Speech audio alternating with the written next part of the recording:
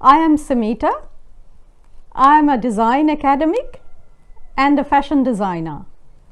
I am also a design entrepreneur. I run my own eco-gifts and lifestyle label called Deidaaecogiftsonline. We are based in Melbourne, Australia, but we sell worldwide. So, you have been making your doll's clothes ever since you were a 3-year-old? Worse still, you have been doodling on your mum's best serviettes. And you want to obviously become a fashion designer or a graphic designer, or maybe you want to get into advertising or what's known as communication design, or perhaps you want to be a visual artist. And you've got a call from your dream institution. So you're due for an interview. But there are two things between you and your dream career. The first one is your portfolio. The second one is your interview. And today, in Learn from Samita Part 1, let's tackle the first one, your portfolio. Come along, join me. What is your portfolio? Your portfolio is part 1 of a marketing exercise.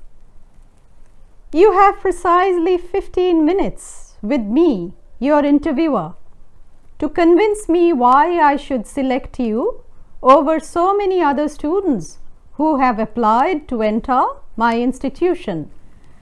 And your portfolio is the number 1 weapon in your arsenal to convince me that you are the right choice.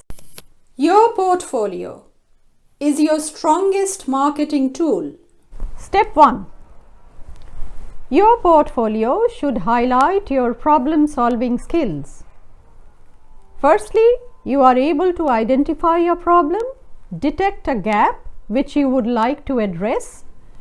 You are able to do relevant research and some analysis and arrive at an original, tangible solution.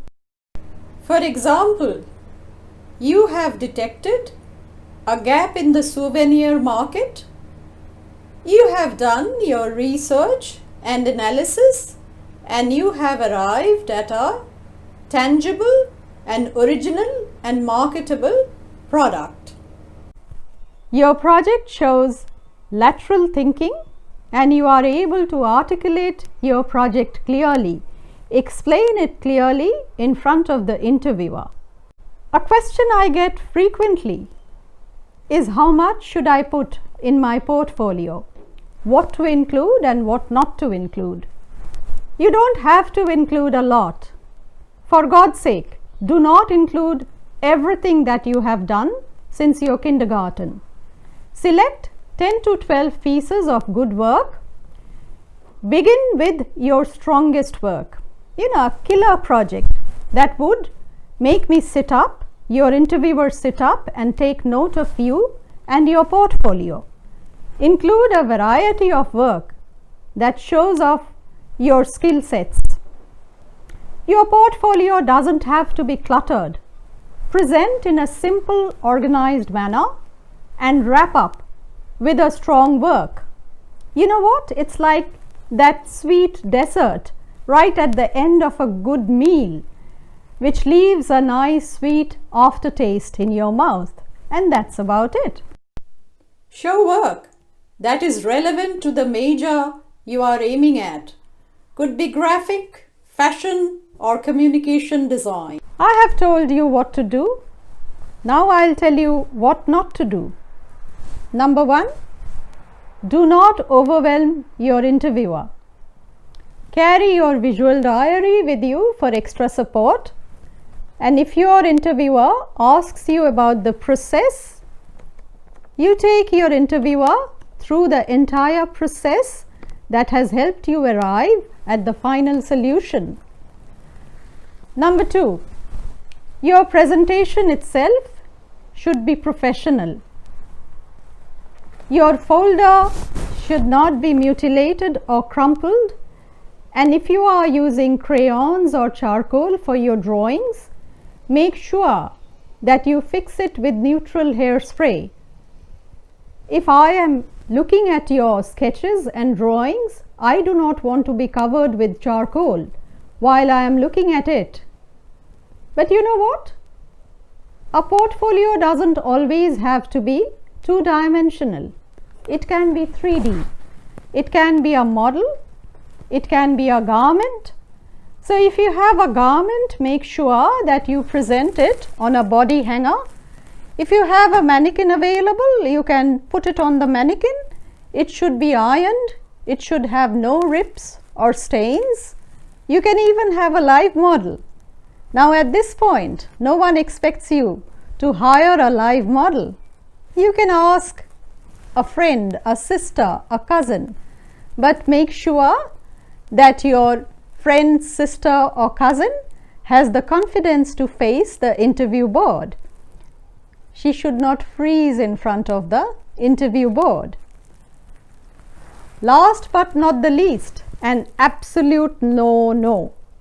Please do not plagiarize. You may have seen this fabulous garment on a fashion runway show, or you have seen something awesome on someone else's online portfolio. Do not bump it off and put it in your own portfolio. If you have seen it, you can rest assured we have seen it before you, and we also have tools to detect if your work is original or if it's plagiarized. So plagiarizing means you are out of the race, not to be considered ever. So these are a few things you should be mindful about, and how to speak, how to address your questions are coming in the next video. Be mindful of what not to do. You can also present a digital portfolio. Digital portfolios are modern, they are sleek. They also come with the possibilities of a technical glitch. So if you are presenting a digital portfolio, I would suggest that you carry your own computer or laptop. It's much better to be able to present on something you are familiar with. Good luck then with your portfolio presentations. Join me next week to learn interview skills. Feel free to send questions, and don't forget to like, comment and subscribe. Every new subscriber gets a set of probable interview questions. All you have to do is subscribe to Deidaaecogiftsonline and send us an email at info@deida.com.au, and we will send you this list of probable interview questions absolutely free, no strings attached. So till next week then, bye for now and good luck.